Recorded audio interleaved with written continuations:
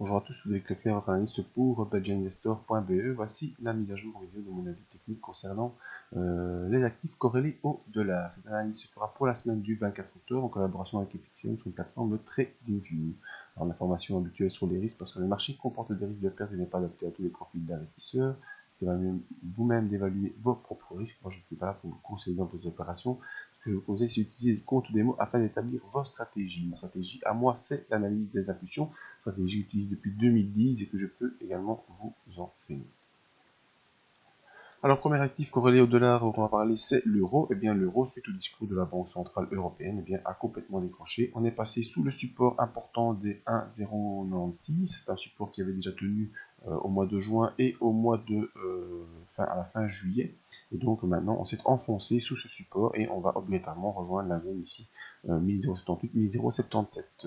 Les indicateurs d'impulsion sont également à phase baissière et donc l'impulsion baissière est bel et bien en route. On va s'enfoncer tout doucement vers les 1078, 1077 et peut-être qu'on va faire ici un plancher en attendant les potentielles élections US et leurs potentielles conséquences. Si on s'enfonce immédiatement sous ce support, et bien on a les 1055 juste derrière. Enfin, on n'est pas encore là. On devra encore un peu attendre pour voir ce qu'il en est sur l'euro. Donc, premier objectif, 1078, 1077, c'est vraiment la zone qu'il faudra viser la semaine qui arrive.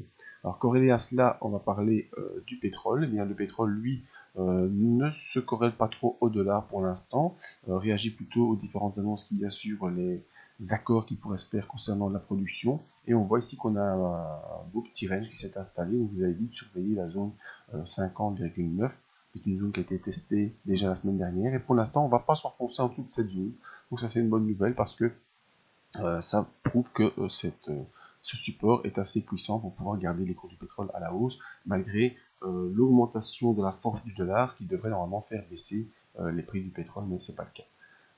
Alors, autre zone à surveiller, c'est les 53,28, donc on est pas dans ce range, vous voyez ici, entre 53,28 et 50,9, et si on passe par le bas, eh bien, on visera les 45,68, et si on passe par le haut, eh bien, on pourrait espérer rejoindre les 67,57, on n'ira pas jusque là d'abord, je pense qu'il y aura un palier vers les 60, parce que 60 est un prix qui a été annoncé par les différents producteurs, 60 dollars est un objectif à rencontrer pour 2017, et donc si on dépasse les 53, on devrait aller s'installer aux alentours des 60. Concernant le pétrole, qui heureusement pour l'instant ne réagit pas trop à la force du dollar. Toutes ces pubs. Voilà. Ensuite, qu'est-ce qu'il nous reste? Eh bien, on a l'or. L'or également qui n'a pas trop réagi à la prise de force du dollar et à la faiblesse de l'euro. C'est-à-dire qu'on avait fait un rebond ici sur la zone des 1246, rebond qui a été confirmé la semaine dernière. Et ici donc on remonte un petit peu. On vient s'installer au-dessus de la M7.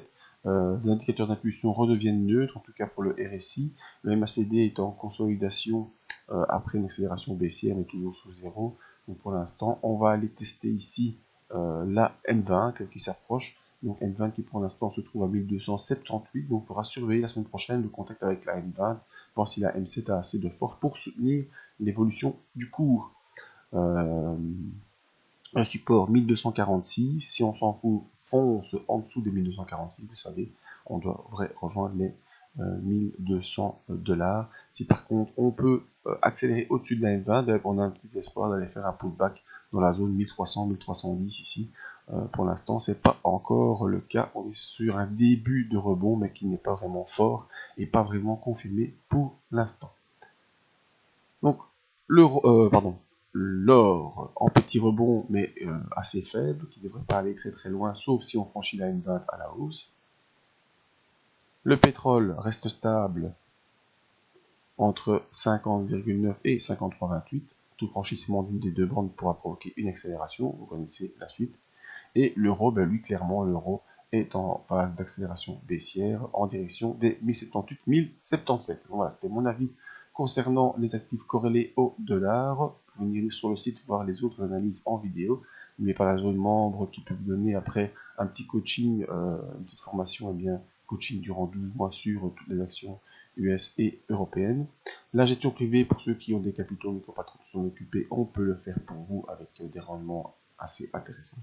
Et les diverses formations, n'hésitez pas à venir taper un œil. Et si vous avez des questions, eh bien, il y a un contact, pas de souci.